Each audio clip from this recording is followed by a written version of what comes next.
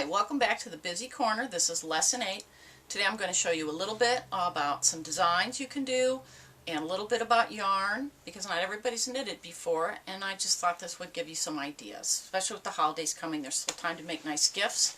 And one thing you can make with something as short as a 17-yard skein of pirouette, which comes in something like this. And be sure you look at your labels because all these yarns that are meant to be used as ruffle yarns are different lengths. So there's 17, 20, 23, and it will really depend on what you make. So this one was made with a 17-yard skein of pirouette. It's done in garter stitch, and it's 6 stitches across on the 1 7/8 inch pipe, and it is 1 strand of pirouette and 2 strands of gray yarn. You just wear it as a little cuff cowl. And these are great even in the house in the wintertime on a cool day. So that's a nice and expensive gift. This is the same idea. It's also in garter stitch. And what I like about garter stitch in the cowls is it lays flat. And if you're using just a short skein of yarn, you don't really want it to roll around. It's going to end up looking like rope otherwise if you did stockinette. You know, stockinette rolls on the edge. So I really like garter stitch for cowls when you only have a little bit of material. This is 1 strand of pirouette and 1 strand of eyelash. You just wear it like that. It really dresses up an outfit, I think. They're very popular. So, speaking of that kind of yarn, if you have at least a 20-yard skein, you can make a very cute shrug. And this is something you just wear over your shoulders. This was from a pattern book of arm knitting that I found at Michael's craft store, and it's just a little shrug. You can see it is stockinette, so it's not reversible, and the edges do curl a little bit. But it is 6 stitches on the 1 7/8 inch pipe, and I did this again in stockinette.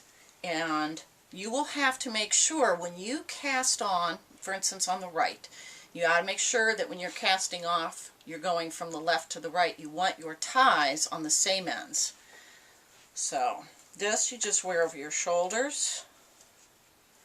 I'm not sure I'm getting this on right. Wear over your shoulders, tie it in the front. And you can make it a little longer if you want, depending on how long you need it to be. But a 20-yard skein, you're eking out. You're going to need all of it. So it does come in a little bit longer skeins, 23-yard skeins. And it just makes a cute little shrug. And just tie it in the front. Weave your eyelash. In this case, it's 1 strand of eyelash with the ruffle yarn. I wove the eyelash down through the ruffle yarn and tied it in a knot. Make sure when you finish off, you tie it in a knot there too. So even though you didn't increase or decrease, it kind of has that look to it. Here's another one made out of the same kind of yarn. This one is a garter stitch. Same thing, 1 7/8 inch pipe, 6 stitches across, but it's reversible, so when you throw it on, it doesn't really matter. You don't have to look at it. Plus it lays a little flatter, therefore it looks a little longer. 20 yards, but you know these are not created equal, so this is a little short on the strings, but I had to make it that long. So as you can see, it's the same kind of thing. Tighten a little knot, and you've got a little shrug for an evening gown for the holidays. Cute. My advice is experiment and familiarize yourself with the yarn in the knitting department.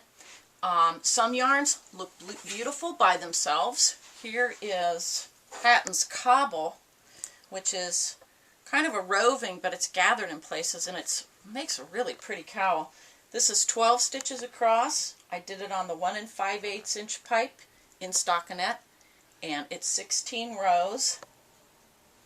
And I used 34.5 yards of a 41-yard skein. I really try to plan my designs for the amount of yarn that I have. I try to use up the whole thing, but sometimes you just, you know, enough is enough. It's as long as you want it to be. But I think that's very cute. And this comes in several colors, but a yarn that already has texture and marbling will look pretty all by itself. You don't have to do anything to it. In other cases, you might want to layer different kinds of yarn or even use multiple strands. For instance, this is a cowl with some yarn I bought that was in one of these bags that Everybody sells these. You can get them at Joann's or wherever you buy your craft supplies. It is usually a pound of yarn, and there's, you know, different labels for these. But you're going to find all kind of wonderful yarns inexpensively. This was regularly $8, but I have a Pat Catan's, you know, valued customer card, so it was only $6 for this whole bag of eyelash. And you'll get some really good deals that way. Sometimes there's some stinkers, but you know, so you have to use some judgment. But I bought this fine yarn thinking I'd use it for something, and I didn't like it for anything I tried. But I put 4 strands together and used, what did I use for this? 1/2-inch pipe, and it's 14 stitches across, stockinette, 28 rows. And I think this looks really cute on. Looks really cute with jeans or jean jacket or something. You could wear your little seam in the front or put it at the back, however you want to do it. So that's something you can do with fine yarn if you feel like you're stuck with it. As long as you use multiple strands, use a small rod, then and it's a multi-color yarn, so I think that worked up really cute. It's all acrylic. Another thing you can do with your yarns is use multiple strands of all different kinds of yarn, but the same colors. So this cowl actually has 4 different kinds of yarn in it. It has 2 strands of a number 5 bulky yarn that's red that has a little bit of these confetti pieces. There's a strand of eyelash, a strand of boucle, or however you pronounce that, never did know that, and a strand of chenille. And I think that looks really pretty because you're layering texture and keeping the tones the same. A multicolor eyelash is going to look a lot prettier over a solid background. So those are the things you can experiment with. And you know, sometimes something laying on a table doesn't look nearly as cute as when it's on. I think that makes a cute little cowl. As I told you on my last video, I often only use 1/2 skein of woolies. If I'm combining yarns, like something like this. Whoops.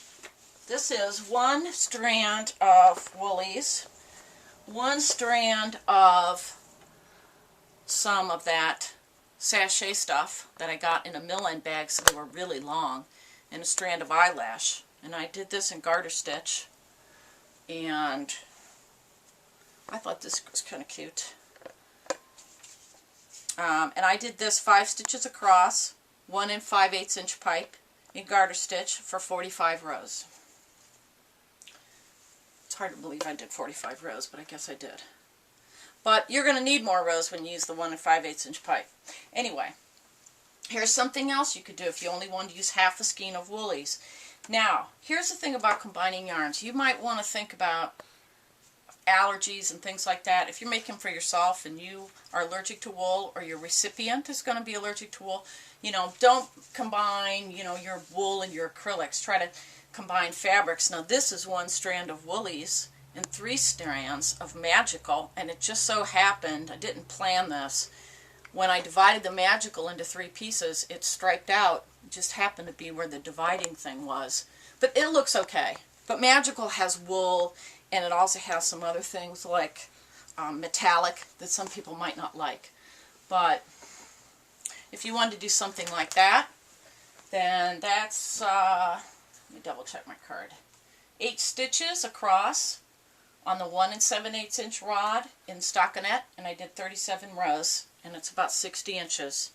And remember, depending on the kind of yarn, and the larger the stitch, they tend to stretch more. So sometimes what you think is not going to be long enough is plenty. And I've actually had to remake scarves because they were too skinny. So here's another example. This is a whole skein of woolies, but I did it with 2 strands. So I divided in the ball in half, as I showed you in the last video, number 6, lesson 6. And this is 7 stitches across in stockinette on 1 5/8 inch pipes, so a little smaller than I usually do, and for 43 rows. And this is how it looks if you took the same skein of woolies, or same length of woolies, different color. This is 8 stitches across on the larger pipes, the 1 7/8 inch, and it's 37 rows. But this is plenty. But what I found, and I kind of like to do it twice when I go around, and then it kind of makes this little loop in the front, which I think is cute. Woolies yarn, any yarn for that matter, they're not created equal, but most of the woolies, if they're solid colors or even these marbles, look and see your yardage. This is Woolies Thick and Quick, and this is what I use a lot of. Can use it by itself. It works up pretty because it's nice yarn, and if you buy it on sale, you can get it for even $5 a skein.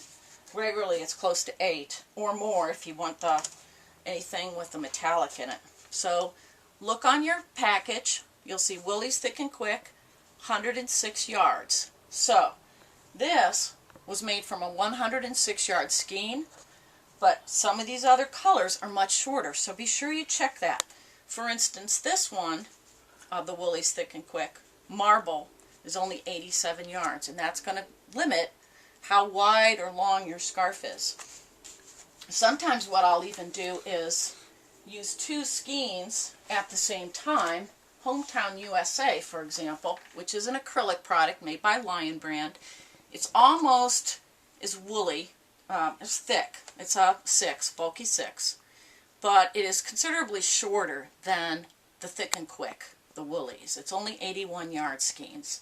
Comes in a variety of colors, but for this scarf, for example, I used 2 skeins at the same time, but only used 2/3 of the skeins, and then with the other third I made a cowl. So this is 2 strands of woolies, or 2 strands of Hometown USA, 1 strand of confetti yarn, and then I also made a cowl out of the rest of the yarn. And this was made on the largest rods, 1 7/8 inch, for 36 rows and 7 stitches across. And that produced a scarf. It's about 62 inches long. So those are some ideas that will be helpful to you. And remember too, Joann's particularly has, and I'm sure these other stores do too, what they have in the store is limited, but if you go online, there's numerous colors. But it's always a good idea to shop first, and then you can really understand the feel and texture of a yarn. And they'll even have books and catalogs there with all the other colors in it. So when you go online, you'll have a better idea. Otherwise, what shows up on your computer isn't always true to color. And that's it for today.